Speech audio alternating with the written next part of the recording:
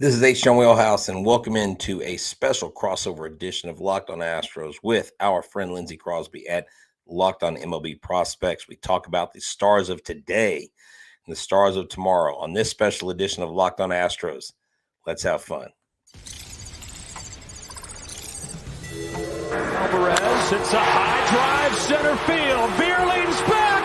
This game is turned upside down. There's the runner. Fly ball down the right field line. Tucker comes on. Kyle Tucker. This time they finish the job. Hello and welcome to Locked on Astros, your daily Astros podcast. Here are your hosts, Eric the Man Heisman and Brett Htown Wheelhouse Chansey.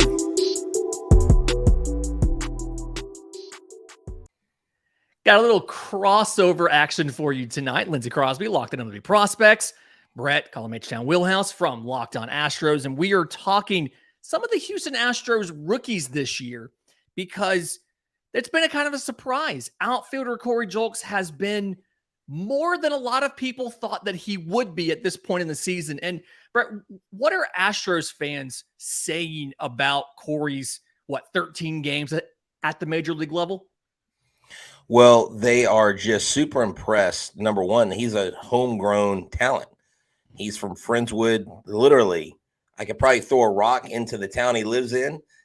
So close. He went to Clearbrook High School, so he's the first player from Clearbrook to make it to the major leagues. Then he went to U of H, played all 4 years there, played with Connor Wong, who actually played in Pearland. Now, I believe Connor Wong was in that Mookie Betts trade to the Red Sox. And, Corey Julks is a kid that we've heard a lot about. Last year, he burst onto the scene, AAA, really making headlines with 31 home runs, 30 stolen bases. And you're like, when is he going to get a shot? He went up Rule 5. He didn't get selected. And so fans are like, hey, bring him. Let's see what he can bring. Because, we're dealing with Brantley's down and Altuve's down. And why not?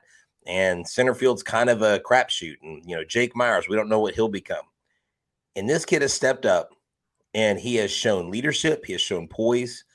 And when you get endorsements from Alex Bregman saying he's been ready since the day he got here, that's huge. So the fans in Houston love it. When he hit that first home run at Minute Maid Park, that was, the place went bananas. Place went nuts. It's always nice to hear the story of the hometown, the homegrown guy make good. And to kind of give some of the background to my listeners, 2017 eighth rounder, Brett mentioned it, out of the University of Houston, so local kid, got 130 games, all in Sugar Land last year. 270, 351, 503, 31 home runs, 56 extra base hits. And the 31 is significantly higher than any other season he had had. His previous high was 14 home runs in AA Corpus Christi in 85 games. So power production just goes through the ceiling. But 31 home runs, 56 extra base hits, 56 walks to 128 strikeouts. So right there by that one strikeout per nine level, 22 of 27 on stolen bases. Pretty efficient on the base paths. And then so far this season, it's been 13 games, 277, 271, 468, 2 home runs. You mentioned the big one being at home, 5 extra base hits, no walks to 17 strikeouts, and 0 for 1 on stolen bases. From the outside, the things that we noticed was he goes on the development list in 2021, mid-season, and he's out of action for a couple weeks. And that something that he did in that 2 weeks that he spent at the spring training site changed everything for him. The home run numbers before that development list stint, 1 home run every 73 plate appearances. Afterwards, 1 home run every 19. Yeah. So made the changes to unlock the power. And really, we say a lot, your power tool is only as good as your hit tool. He absolutely, the adjustments he's made, he's now probably an above average contact hitter and then has exit velocity that shows he's above major league average as far as max exit velo, 90th percentile exit velo. And then the one thing I haven't gotten a good read on from the outside is his defense. He's playing a lot of corner outfield, more so than center. I think that's the best profile. What's his defense look like? Well, he already has an outfield assist. He threw a guy trying to, I cannot remember who it was, trying to leg a single into a double, which would which is always tricky to do when you're at home, when you're in Minute Maid Park, because it is a short porch. So that's a pretty ballsy move to round first to go to second from left field. Yeah. But he also made a really nice diving grab. I was listening to the Pirates broadcast when I was watching the game, and they talked about how Julks, McCormick, and Tucker had all made defensive contributions. And they said, it's great when you have Brantley down, when Brantley's probably not going to come back, and play a whole lot on the field. Mm-hmm. You got McCormick and Myers, got all these different kind of hodgepodge puzzle pieces.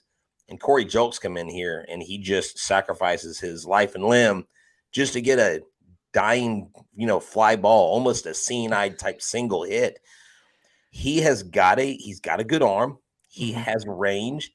He tracks the ball really well. He plays in the middle of the field.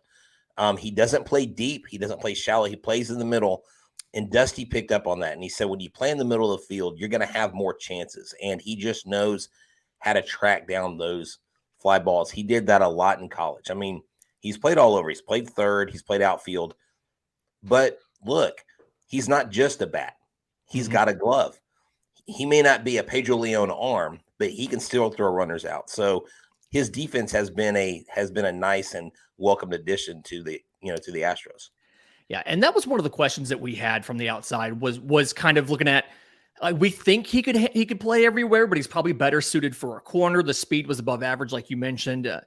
The one thing that I noticed in the big league sample, and this is something we talk a lot on Locked On MLB Prospects about, the adjustment that MLB makes to you when you first come up and how you respond. And I think the adjustment you're going to see is going to be he's going to start getting a lot more breaking pitches. When we look at the stats and what he's done, he's got a 174 batting average on breaking pitches, but specifically his batting average on sliders is .071. And it feels like that's probably the biggest area to gain is adjusting to breaking balls and specifically to sliders. And a lot of young prospects deal with that slider down in the way. That's a problem for a lot of guys. But he's got a 41% swing and miss percentage on breaking balls.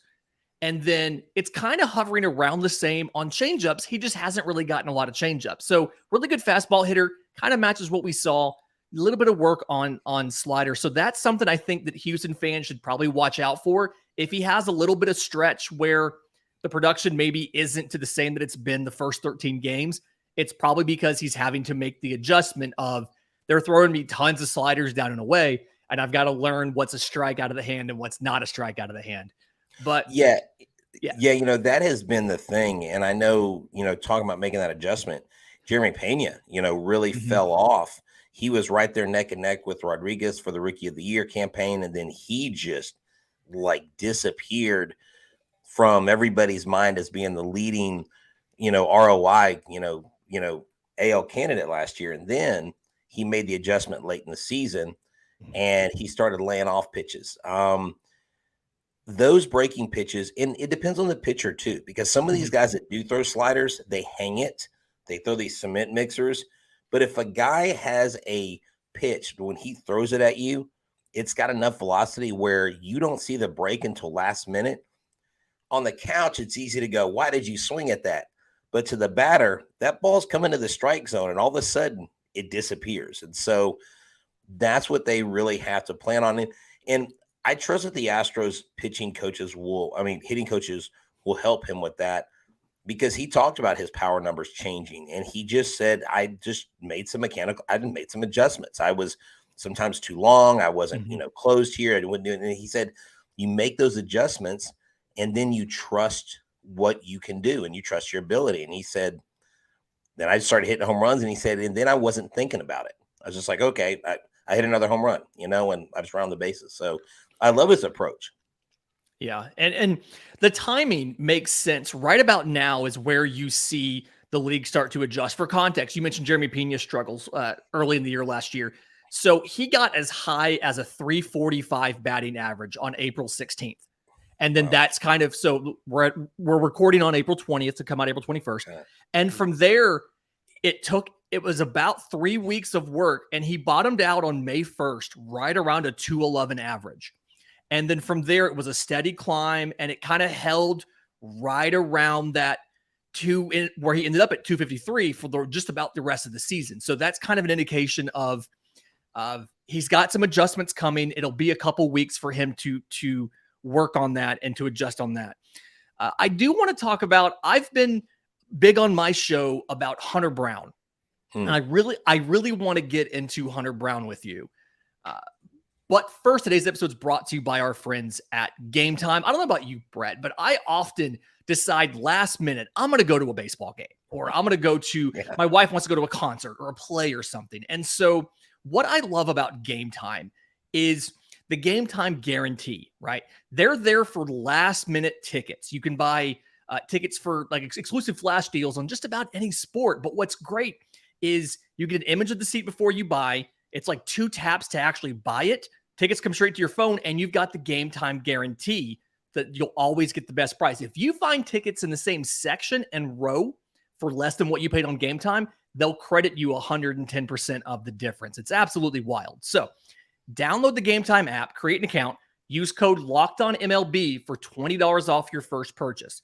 Terms apply, but again, create an account, redeem code LOCKEDONMLB for $20 off. Download Game Time today. Last minute tickets, lowest price, guaranteed. So, Brett, last year, Hunter Brown comes up late in the year, gets a couple starts, and he works in relief the rest of the year, and was very, very impressive from the context of, think about the situation he's stepping into, right? He's stepping into the end of the year for a World Series contender, and he comes in the regular season, 0.89 ERA. In 20 innings pitched, 22 strikeouts to 7 walks. And then he goes into the postseason and is part of the bullpen for a World Series run in his rookie year. And then looking at this year, Justin Verlander leaves in free agency. He steps into the rotation and very much, does the baby Verlander thing, going back to his time in the state of Michigan as a prepster and watching Justin Verlander with the Tigers. He looks like Justin Verlander. The pitch mix is similar. And so far this year, 18 2/3 innings, an ERA just under 2, 17 strikeouts, so like 8.2 per 9 to 6 walks, right about 3 per 9 with, again, no home runs allowed. Are Houston fans, is this one of those things where you're like, hey, we have complete confidence it was the right thing to do not to re-sign Verlander? Or was it a little bit of like, we were worried that we didn't do it, but it looks like it worked out? I think at first a lot of people were worried because if you take out the 25 starts from Verlander, you take away 15 to 16 wins, a perennial Hall of Famer. But then you fast forward to 2023 right now, where Verlander still hasn't even pitched, and he's down on injury. And then Hunter Brown continues his not giving up home run streak, and he really has been the one pitcher that's been consistent every time he's hit the mound this early, outside of Framber Valdez doing his job for the most part. But that's been a sticking point. The Astros of 2023 aren't as strong or as consistent early on as the Astros of 2022. But the thing is, with this club, with Hunter Brown, you have a killer instinct. And I want to share this with your audience because I've shared this with Locked On Astros. When him and Yanner Diaz were elected to the MLB Futures game, I was at Constellation Field where the Space Cowboys play that next day. And nice hat, I happened to see, thank you. I happened to see Hunter Brown on the sideline. He was signing autographs. And so I was talking to him. I said, hey, Hunter, congratulations on being elected to the MLB Futures game. I was like, what do you think about that? He goes, well, I love it. It's huge that you're, respected like that. But he said, you know what I really want? He said, I really want to be at Minute Maid Park helping the Astros win a World Series. And I was like, he didn't even skip a beat. And so I got to tell that story to Dusty Baker before the season started. I said, Dusty, Hunter Brown literally manifested this World Series. He said, well, he's a champ. And that's just the kind of moxie that he has. A lot of people coming into the season were like, whoa, don't call him Justin Verlander. He's too young. That's wrong. And I'm like, no, the comparisons are there because he has similar delivery mechanics. Everything's emulated. But he's come in. He can't really do much more than what he's done. Yeah. And he's been a 7-inning guy so far this year. And if he can be consistent with not knowing what you're going to get from McCullers, it takes a little bit of the pressure of the other guys, because we just got through watching a game where Luis Garcia struck out 9 batters and looked like an ace out there. And so Hunter Brown, everybody loves him here in Houston. He's really cool. And I'll share one more thing. Hunter Brown. So our pitchers are Keedy, Valdez, Garcia, and Javier. They all go watch each other warm up in the bullpen, right? Hunter Brown's first start in the major leagues. You look out in the bullpen, all 4 of these starters are right there on the fence line watching him warm up. Kind of like initiating him, like you're one of us. Right. And I think stuff like that in this team is what has helped Hunter Brown become the pitcher that he's becoming right before our eyes. Yeah, and the stuff has always been like really great with Hunter Brown, and that's another similarity to Verlander. It's not just the mechanics and the delivery, but like the stuff that he throws. He's got that like kind of over the top higher release point. The fastball is a fantastic fastball. I want to say when I was checking, it was sitting 96, 97. He can touch 100 with it. Yeah. Breaking pitch. It's like a slider cutter hybrid. I've seen those called sliders a couple places. Sits around 92 or so. One of the harder ones in baseball, and then has that big breaking curveball that sits in the low to mid 80s.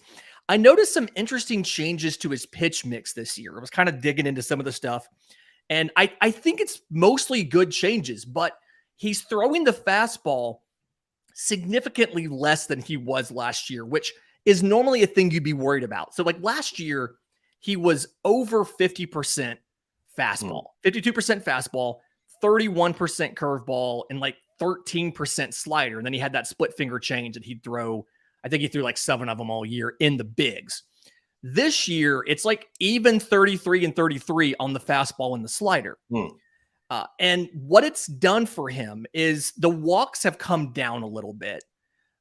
And the strikeout rate has ticked down a little tiny bit as well, but it's really helped avoid barrels. So he's giving up a lot softer contact, and guys aren't really squaring things up like they used to. I think the max exit velo on his 4-seam fastball is like 88. Like guys just are not squaring this up like they sometimes were able to do last year. And so it shows me that he's able to evolve, and he's a power pitcher. Yes, he still has that aggressiveness, but he's willing to work the pitch mix and get into the secondaries a little more, get you to chase a curveball, things like that, because he knows that, one, it can get him a little deeper into an outing by doing that. So there's no hangover from relieving last year. And then also it helps him be a little bit more accurate when he's not trying to just pound fastballs over and over and worrying about fatigue. It's a good change. And I feel like you said, you're confident about him making it to the 7th inning. And I think this bears that out, that he's willing to back off the fastball a little bit and throw you a curveball and make you chase it, or throw you a slider to conserve his energy for when he really needs it. Because see, last year when he was in the minor leagues, he had a very slow start. His command he was all over the place. He could not harness the spin rate on his breaking pitch. I mean, when you throw a 94-mile-an-hour slider, you've got to really you've got to have not only the mechanics, but you've got to have where that hand comes over right. The wrist can't be tilted too much. If it's 45, it's straight up, and it's got to be a repeatable, motion. And he's seemed to get a hold of that earlier this year than he did last year. And so that means he's grown. That means he's gotten better. So I think Hunter Brown is going to be in the Rookie of the Year talk at the end of the season. I don't know that he becomes the main vote getter, but if he just stays consistent with where he is, this kid is a student of the game, and he's got fire and he's got passion. And I love that. For context here, his first 6 starts of the year for everybody, he walked 14 batters in something like 24 innings. So definitely was struggling with the control. Again, this was at AAA. He was also 0-3. So like the ERA wasn't bad, but a lot of it was just he was walking batters. I think he walked 5 guys in his first start of the year. So a lot of struggles there, but definitely has made it work out. The one thing I do want to be mindful of, or I guess I kind of want to prepare Astros fans for, is last year he did only, between AAA and the bigs, he did only throw about 125 innings. So being mindful, you can make a reasonable jump in that from 125 to probably 160 or so. But it's something where, like, you're going to have to find ways every now and then, especially in the middle of the summer in Houston, to skip a start here and there to give them a little bit of a break as far as watching the innings tick up too high. So kind of be mindful, for Astros fans, of watching the innings count on the year for Hunter Brown, simply because he did spend so much time in relief in Sugar Land and in Houston both last year. So the inning count's a little bit lower than typically would have it be. But in just a second, I do want to talk about Forrest Whitley. It's a guy we've heard a lot about for a long time, and there's been some recent good things said about him. But first, today's episode is brought to you by our friends at Ultimate Pro Baseball GM. It's a really fun game, and not just because Brett's gotten fired like 3 times. The best part, okay, so this game, you are in charge of everything about your minor league franchise, right? You are hiring coaches and staff. You are scouting and drafting players. You are navigating free agency. You're dealing with personalities. You're dealing with injuries. You're dealing with the finances. Like, it's a realistic and challenging, but still fun game world. And it's completely free. You can play it offline, on the go, as little or as much as you want. And the coolest part, this is what we do with the Htown Podcast Network, is you can create leagues with your friends. So we have one with a bunch of our hosts. Jeff Ellis from Locked On Guardians is like fantastic at this game. Yeah. Like I mentioned, Brett, you've been fired a few times. Yeah, I'm terrible. You and the owner don't necessarily get along with some of how this stuff works, but it's tons of fun. And Locked On listeners get a 100% free boost to your franchise when you use the promo code Locked On in the game store. So make sure to check it out. To download the game, visit probaseballgm.com. If you're on YouTube, scan the code on the screen or look it up in the app store. It's probaseballgm.com, the ultimate baseball GM app. Start your dynasty today. Yeah, don't start it and end it as quickly as I am. Astros fan, you guys have had an adventure with Forrest Whitley. Backstory for listeners who aren't familiar with him, we talked about him on my show yesterday, but 2016 first rounder out of high school. And he had about a 3-year stretch where he was your number 1 prospect and one of the top pitching prospects in baseball. And it's been a lot of adversity. What's the feelings been in the fan base about what to think about Forrest Whitley? Well, you'll commonly see the social media response of Forrest Whitley, never heard of her. You'll get the, wait, he still exists? Or I thought he was like a unicorn, where like you hear stories about it, but you've never actually seen one. I mean, there are a lot of fans that are like, can we trade him now? I mean, because the only thing you have to go off is, what have you done for me lately? And last year, now James Click talked a lot about getting Forrest Whitley in there by June. I mean, he talked about it almost ad nauseum. And then I actually went to a game that he pitched in Sugar Land. He lasted an inning and a third, and he left with some kind of, it wasn't his rotator cuff. It was something happened. His scapula. I literally don't know what it was. He randomly left. He had like 3 strikeouts and an inning and a third. Then he was gone. He was on the IL again. And then the whole thing started up. He can never stay healthy. Forrest Whitley has had this huge crown on his head of being the guy that has been in every trade talk that the Astros have had with any club since he got here. And yet he has yet to perform or do the things that we've all been told he can do. But look, his year started off pretty well this year. He's actually pitching decently, and he's not hurt, knock on wood. But the fans want to see it. Exactly. The fans want to see him here. The fans are like, look, this is a make or break year. If he doesn't make it, sorry, Forrest, I'm done with you. I mean, they really have a love-hate relationship with them. And some people feel it's his fault. Some people feel it's not. It all depends. It's whoever you talk to. You know, I'm all about Forrest Whitley making it, because we've stuck with him this long. We might as well get something out of him. Yeah, and the first two starts of the year were very, very good. He went 4 innings in both. Both of them, he gave up 1 hit, 3 combined walks, 11 combined strikeouts, 1 run allowed. He did get roughed up on the 18th. He went 4 2/3 against the Las Vegas Aviators, who were about to be sharing a stadium with the Oakland A's. But 4 2/3, 4 hits, 5 runs, 3 walks, 6 strikeouts. Gave up a couple home runs. I think that was kind of the big thing there. But my observations from watching, I got a chance to watch him versus the Oklahoma City Dodgers back on the 12th. 4 innings, 1 hit, 2 walks, 7 strikeouts. The big thing that I took away from watching Forrest Whitley is, yes, he's missed a bunch of time, and a bunch of it was because of injury. He had lat and obliques in 2018. He had a shoulder injury in 2019. Then he had TJ in 21. But it looks like he's really streamlined the delivery a lot. He's taken out a lot of the extra stuff. It looks a lot calmer. Now, caveat of that is a lot of the time I was watching, he was in the stretch. And so I don't know if there's more work in the windup. He may have just permanently gone to the stretch. That's a thing we see guys do sometimes. But it really does feel like it's not necessarily like the book's not closed on Forrest Whitley. Baseball America's write-up, they talk about, like, at best, you're looking at a middle relief kind of guy.